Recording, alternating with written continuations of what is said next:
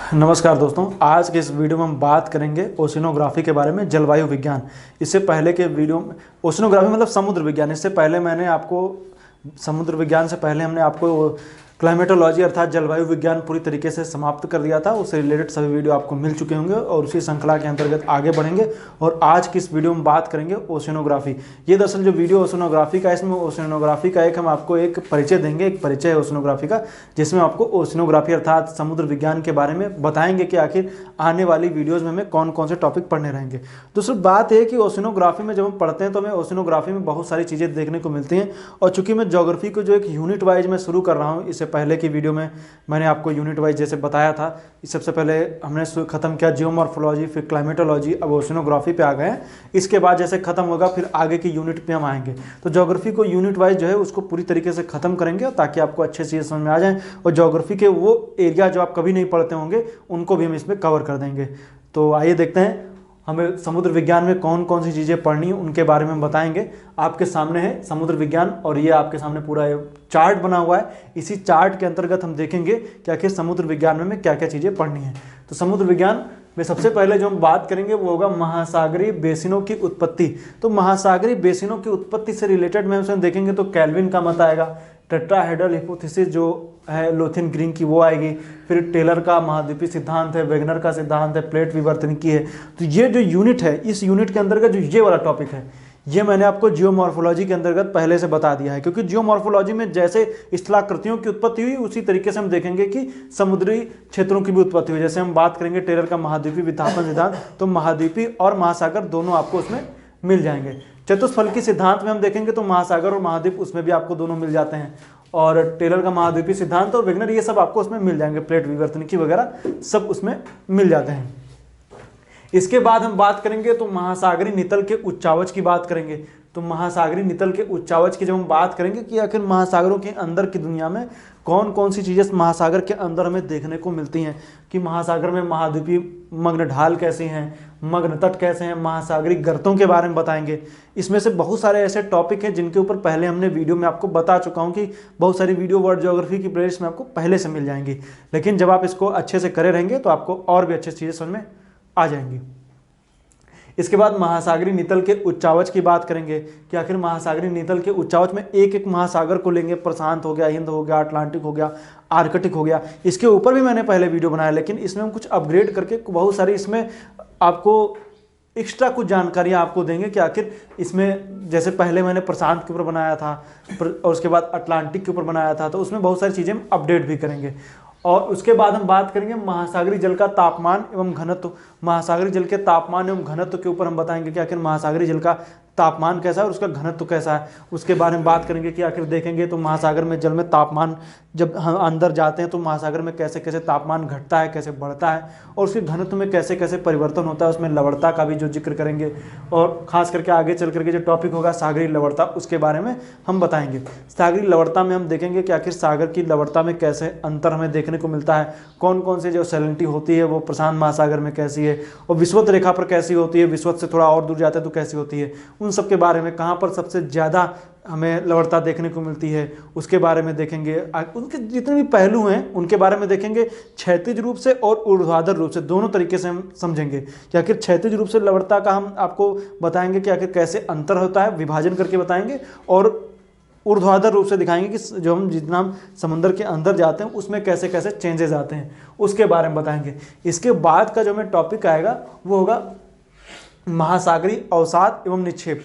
महासागरीय अवसाद एवं निक्षेपों के बारे में बताएंगे कि आखिर महासागर के अवसाद कौन कौन से महासागरों में होते हैं और कौन कौन से निक्षेप महासागर में पाए जाते हैं। तो निक्षेपों के ऊपर मैंने स्पेशल वीडियो बना रखा है, उसमें भी हम बताएंगे आपको। इसमें हम डिवीजन करेंगे कि आखिर जो आकार के हिसाब से कैसे कैसे होते हैं, जैविक होते हैं, अजैविक होते हैं, उन सब के बारे में हम निक्षेपों के बारे में चर्चा करेंगे। तो इसमें पंख का चर्चा होगी और ओज के बारे में बताएंगे और भी बहुत सारी चीज़ें इसमें आएंगी। इसके बाद हम आएंगे महासागरीय सतह में ऊष्मा का देशांतरी स्थानांतरण कैसे होता है। तो ऊष्मा का स्थानांतरण कैसे होता है देशांतरी रूप से हम देखेंगे कि आखिर महासागर जो होता है उसमें ऊष्मा का स्थानांतरण कैसे होता है, उसके बारे में आपको अच्छे से डिटेल में बताएंगे। तो ये भी टॉपिक रहेगा, इस टॉपिक को मैंने पहले नहीं बताया, इसको भी हम बताएंगे। इसके बाद हम आएंगे सागरीय तरंग। सागरीय तरंग के ऊपर बताएंगे कि आखिर सागरीय तरंग कैसे आती हैं, सागरीय तट एवं किनारा, सागरीय जल से निर्मित स्थलाकृतियाँ। इसमें से कुछ टॉपिक जियोमॉर्फोलॉजी में पहले बताए जा चुके हैं, जैसे सागरीय जल से निर्मित स्थलाकृतियाँ। तो सागरीय जल के कार्य जब हम देखेंगे तो उसमें ये भी आ जाते हैं। सागरीय तट एवं किनारा बताएंगे, सागरीय तरंग के बारे में बताएंगे कि कौन कौन सी तरंगें होती हैं, वेलांचली धारा कौन सी होती है, प्लून लाइन क्या होती है। हालांकि सब पहले मैंने बताया है, लेकिन कुछ में अपडेट करके चीज़ें बताएंगे।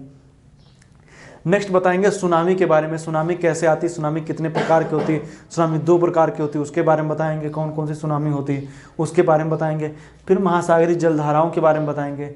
तो महासागरीय जलधाराओं के बारे में इससे पहले मैंने वीडियो बना चुका हूँ महासागरीय जलधाराओं के ऊपर, लेकिन ये उसका अपडेटेड वर्जन होगा, जिसमें महासागरीय जलधाराओं के बारे में आपको अच्छे से बताएंगे कि आखिर महासागरीय जलधाराएँ ठंडी होती हैं, गर्म होती, कैसे कैसे होती हैं, क्यों चलती हैं, उनके कारण क्या हैं, और कौन कौन सी चीज़ों को प्रभावित करती हैं, कौन जिस क्षेत्र में चलती है वहाँ का टेम्परेचर बढ़ाती हैं कि घटा देती हैं, और पूरा जो एक सर्किल बनता है गायर जिसको बोलते हैं, उसके बारे में भी आपको उसमें बताएंगे। तो ये हो गया। इसके बाद हम आएंगे तो प्रवाल भित्ति उत्पत्ति से संबंधित सिद्धांतों के बारे में बताएंगे। आखिर प्रवाल भित्ति की जो उत्पत्ति होती है वो कैसे हुई, प्रवाल भित्तियों के प्रकार बताएंगे कि आखिर बैरियर कैसी होती है और तटीय कैसी होती है।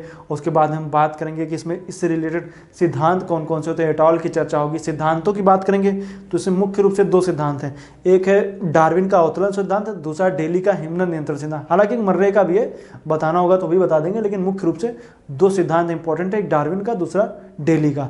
डेली का हिमनद नियंत्रण सिद्धांत, डार्विन का अवतरण सिद्धांत। अवतरण मतलब उनका धसाओं को लेकर सिद्धांत है, और एक डेली का सिद्धांत, दोनों को हम बताएंगे। हालांकि ये वीडियो में पहले बता चुका हूँ, आप लोग जाएंगे तो आपको ओशिनोग्राफी की पहले से एक प्लेलिस्ट बनी हुई है, उसमें आपको ये वीडियोस मिल जाएंगे। बाकी वर्ल्ड ज्योग्राफी की प्लेलिस्ट में उसमें मिल जाएंगे।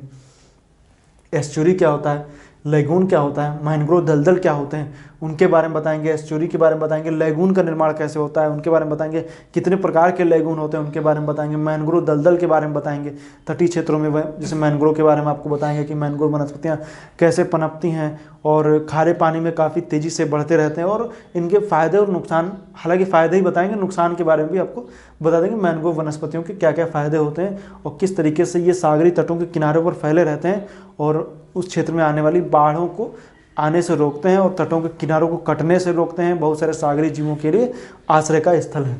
सागरीय नितल प्रसरण क्या होता है, सी फ्लोर स्प्रेडिंग के बारे में बताएंगे। हालांकि ये हम आपको पहले बता चुके हैं जब हम बात कर रहे थे जियोमॉर्फोलॉजी में, तो उसमें सागर नितल प्रसरण मैंने बताया था, लेकिन इसमें एक आपको अलग से सागर नितल प्रसरण हम आपको बता देंगे कि सागर के नितल का कैसे प्रसरण हो रहा है। नीचे से लावा निकलता है, लावा निकलने के बाद फैलता है जो, तो फैलने के बाद में उसमें क्या होता है, सागरीय जो सतह होती है उसका प्रसार होता है। तो सागरीय नितल प्रसरण के बारे में बताएंगे। सागरीय संसाधनों का संरक्षण के बारे में बताएंगे, सागरीय संसाधनों का संरक्षण कैसे किया जा सकता है और कौन क्यों आवश्यकता है सागरीय संसाधनों के संरक्षण की। इस पर आने वाले समय में कौन कौन से कदम उठाए गए हैं, कौन से कदम उठाने चाहिए, पर्यावरण से रिलेटेड टॉपिक है, उसको हम बताएंगे। नेक्स्ट टॉपिक आएगा सागरीय प्रदूषण। सागरीय प्रदूषण के बारे में आपको बताएंगे कि आखिर सागरीय प्रदूषण कैसे फैलता है, इससे सागरीय जीवों के ऊपर कैसे खतरा मंडराने लगता है, इसके बारे में आपको बताएंगे। तो सागरीय प्रदूषण आज के टाइम पे बहुत बड़ी एक समस्या है, ये भी, इससे सागरीय जीव जंतुओं सभी के ऊपर काफ़ी ज़्यादा इसका इफेक्ट पड़ता है और इससे बहुत ज़्यादा प्रदूषण भी फैल रहा है। तो सागरीय प्रदूषण काफ़ी इंपॉर्टेंट सेक्टर रहेगा, इसके बारे में हम आपको बताएंगे।